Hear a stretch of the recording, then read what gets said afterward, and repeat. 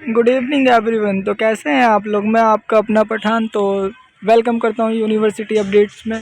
तो मैं आ चुका हूं अपनी नई वीडियो के साथ। तो आज की वीडियो जो हमारी रहने वाली है हिंदी इतिहास साहित्य का इतिहास के ऊपर रहने वाली है। तो काल विभाजन एवं नामांकन। तो पिछले वर्ष देखा गया कि काफ़ी स्टूडेंट्स को काल विभाजन या गणना करने में काफ़ी प्रॉब्लम का सामना करना पड़ा था। जैसे कि हमारे कुछ सब्जेक्ट हो गए हिंदी भारतीय भक्ति परंपरा, हिंदी भारतीय का इतिहास, हिंदी भारतीय भक्ति साहित्य का इतिहास। ये सारे जो सब्जेक्ट हैं ये सब एक ही से मिलते जुलते हैं।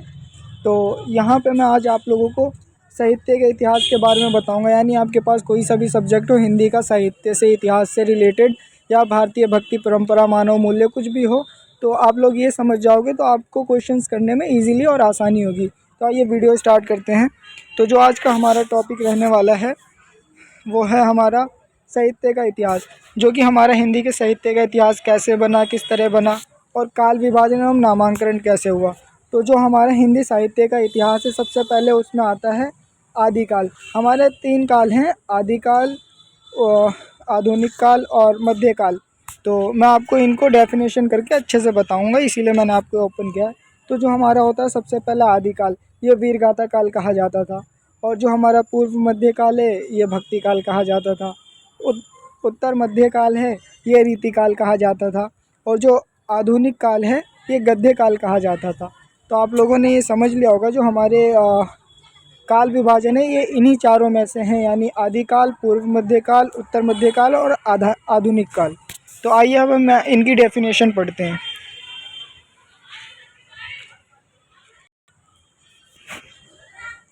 तो आप लोग स्क्रीन पर देख रहे होंगे कि हिंदी साहित्य का वर्गीकरण किया गया है। तो ये जो वर्गीकरण है मैं आपको ये समझाऊंगा।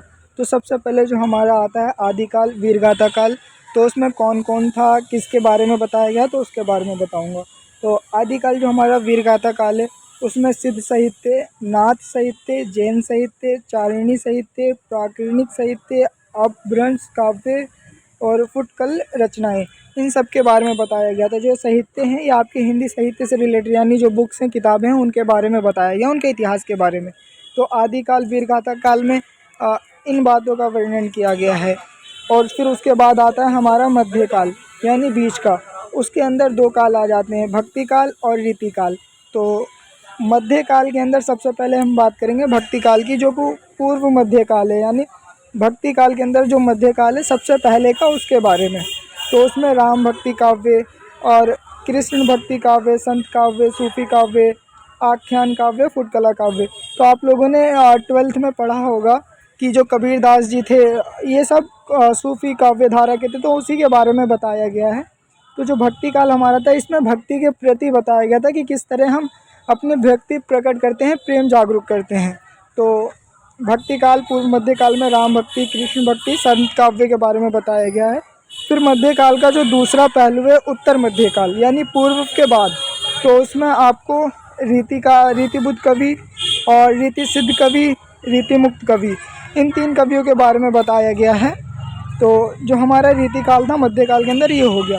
तो आप लोग इसे अच्छे से समझ लेना, काल विभाजन, तो आपको एग्ज़ाम करने में आसानी होगी। उसके बाद आता है हमारा आधुनिक काल, गद्य काल, जिसमें गद्य लिखा हुआ आता था। तो उसकी रचना कैसे हुई। सबसे पहले गद्य काल में आता है भरतेंदु युग। भरतेंदु युग हो गया, उसके बाद त्रिवेदी युग हो गया और छायावादी युग हो गया। हमारे 3 युग थे, ये 3 युग याद कर लेना, इनके बारे में एग्ज़ाम में आता है। तो आधुनिक काल के, गद्य काल में ये 3 इम्पोर्टेंट हैं। इन तीनों का क्या योगदान रहा वो भी बताऊंगा। छायावादी जो हमारा युग है उसके अंदर 2 पहलू आते हैं, एक छायावाद, एक छायादोत्तर शुक्लोत्तर युग। यानी रामचंद्र शुक्ल का आप लोगों ने पढ़ा होगा, उनका भी वर्णन इसी के अंदर आता है। उसके बाद हमारा एक आता है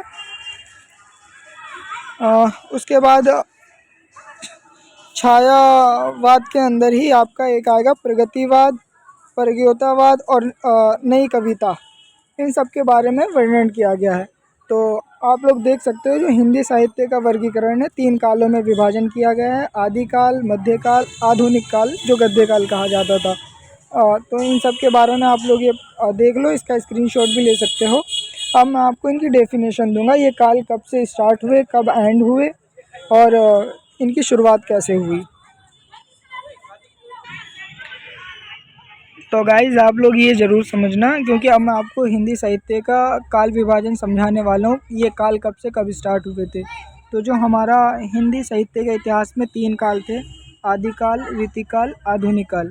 तो जो हमारा आदिकाल था वो 1000 ईसा पूर्व से लेकर 13500 ईसा तक था, जिसके प्रमुख चंद्रदाई थे। और उसके बाद हमारा आता है रीतिकाल। रीतिकाल जो हमारा था 1700 ईस्वी से 1900 ईस्वी तक था। उसके बाद हमारा आता है आधुनिक काल।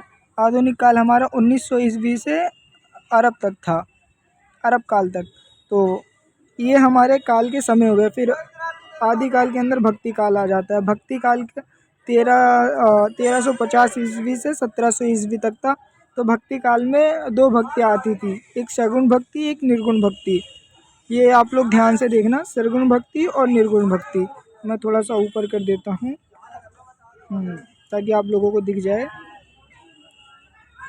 तो जो हमारी सरगुण भक्ति थी उसमें कृष्ण मार्ग के बारे में बताया गया था और राम भक्ति मार्ग के बारे में बताया गया था। तो कृष्ण भक्ति के बारे में जिन्होंने उल्लेख किया था मीरा और सूरदास जी थे, और राम भक्ति का जो उल्लेख किया गया था वो तुलसीदास जी ने किया था। फिर उसके बाद निर्गुण भक्ति की बात आती है। तो निर्गुण भक्ति में ज्ञान मार्गी और प्रेम मार्गी भाषा के बारे में बताया गया था, यानी किस तरह ज्ञान की प्राप्ति होती है और प्रेम के प्रति लोग आकर्षित होते हैं। तो जो ज्ञान मार्गी था उसको कबीरदास और दादू दयाल जी ने एक्सप्लेन किया है। तो इसके प्रमुख जो माने जाते हैं वो कबीरदास हैं ज्ञान मार्गी के, और प्रेम मार्गी के गुरु नानक और सूफी संत। तो सूफी संत जो हैं वो प्रेम मार्गी काव्यधारा के कवि थे और इनमें काफ़ी सारी रचनाएं हुई थी। तो आप लोगों को भक्ति काल के सरगुण और निर्गुण तो समझ आ गए होंगे। अब मैं आपको रीतिकाल के 3 युग बताता हूँ। पहला रीतिबुद्ध, एक सिद्ध और एक मुक्त। जो रीतिकाल के रीतिबुद्ध थे उसमें देव भिखारी थे, और सिद्ध में बिहारी जी थे, और मुक्त में आलम जी थे। इतना आपको समझ आ गया होगा। उसके बाद मैं आपको हाँ, तो मैं आपको आधुनिक काल के बारे में बता देता हूँ। जो हमारा आधुनिक काल था 1900 ईस्वी से अरब तक था। तो भरतेंदु युग कहा जाता था और त्रिवेदी युग कहा जाता था। उसमें छायावाद, प्रगतिवाद, प्रयोगवाद, नई कविता, अकविता और षडोत्तरी कविताओं और नवगीत का उल्लेख किया गया था। तो ये हमारा काल विभाजन था। कब से कब तक शुरुआत हुआ। जो आपके पास सब्जेक्ट हो गए हिंदी के, हिंदी भारतीय साहित्य का इतिहास, हिंदी भारतीय भक्ति परंपरा, हिंदी साहित्य और जो भी हो साहित्य से रिलेटेड और उससे है, तो आप उन सब में ये काफ़ी इंपॉर्टेंट आते हैं। तो आप लोग ये अच्छे से पढ़ लेना, मैंने समझा दिया है। और नेक्स्ट वीडियो में मैं इसके इम्पोर्टेंट क्वेश्चन रिलीज़ कर दूंगा।